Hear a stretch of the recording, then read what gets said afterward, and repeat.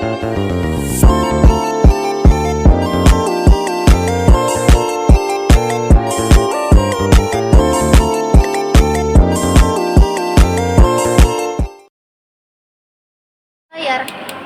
sastra anak merupakan bagian penting dari pendidikan anak-anak. Sastra anak adalah karya sastra yang secara khusus dapat dipahami oleh anak-anak. Sastra anak hanya berisi tentang dunia yang akrab dengan anak-anak.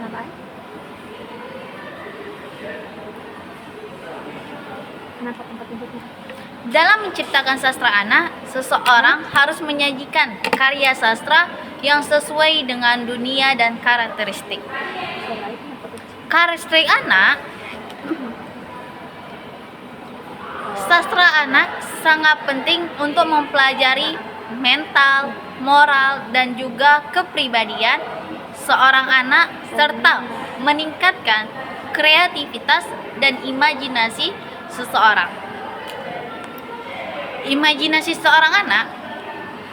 Pembelajaran sastra anak tidak hanya diterapkan dalam dunia pendidikan, tetapi juga dapat diterapkan dalam kehidupan sehari-hari. Pembelajaran sastra anak dalam dunia pendidikan seperti di sekolah dapat meningkatkan kemampuan siswa dalam menikmati, menghayati, dan memahami karya sastra. Jenis-jenis sastra anak. Sastra anak memiliki berbagai macam. Menurut Lukenes, secara garis besar, sastra anak memiliki 6 macam.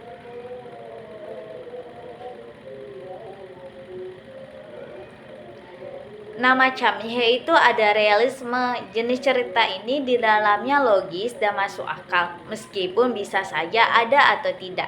Terdapat berbagai cerita yang dapat dikategorikan sebagai realisme seperti cerita realistis, realisme historis, dan cerita olahraga. Yang kedua adalah fiksi formula, jenis cerita dengan formula tertentu yang digunakan dalam penulisan cerita anak. Yang ketiga adalah fantasi, jenis cerita yang melibatkan unsur-unsur fantasi dan imajinasi yang kuat. Yang keempat adalah sastra tradisional, meliputi jenis cerita seperti dongeng, legenda, dan cerita rakyat. Yang kelima adalah puisi, jenis sastra yang berbentuk puisi dengan penekanan pada keindahan bahasa dan makna khusus. Yang keenam adalah non-fiksi, cerita yang berisi informasi faktual seperti biografi, tokoh, sejarah, dan berbagai jenis buku inovatif. Dan setiap jenis sastra anak memiliki peran dan manfaatnya masing-masing dalam pengembangan literasi dan imajinasi anak-anak. Karakteristik sastra anak. Sastra anak memiliki karakteristik unik yang membedakan dari sastra untuk orang dewasa. Berikut adalah beberapa karakteristik utama dari sastra anak. Yang pertama adalah ditunjukkan untuk anak-anak. Sastra anak merupakan karya sastra yang secara khusus ditunjuk untuk anak-anak. Karya sastra ini mengandung berbagai hal yang berkaitan dengan dunia anak-anak dengan bahasa yang sesuai dengan perkembangan intelektual dan emosional anak-anak. Adapun yang kedua adalah imajinatif dan menggambarkan dunia rekaan. Sastra anak merupakan bentuk imajinatif yang menggambarkan dunia rekaan, menghadirkan pemahaman dan pengalaman tertentu yang mengandung nilai estetika. Sastra anak mengandung unsur fantasis dan imajinasi yang kuat sesuai dengan kemampuan anak-anak untuk memahami hal-hal yang bersifat konkret dan imajinatif. Adapun yang ketiga adalah karakteristik cerita. Tokoh yang terlibat dalam cerita diperkenalkan terlebih dahulu. Selain itu, cerita anak juga sering menggunakan ilusi dan gambar yang disertai dengan cerita karena anak-anak cenderung lebih suka dengan buku-buku yang mengandung gambar dan cerita. Yang keempat adalah fungsi pendidikan dan hiburan.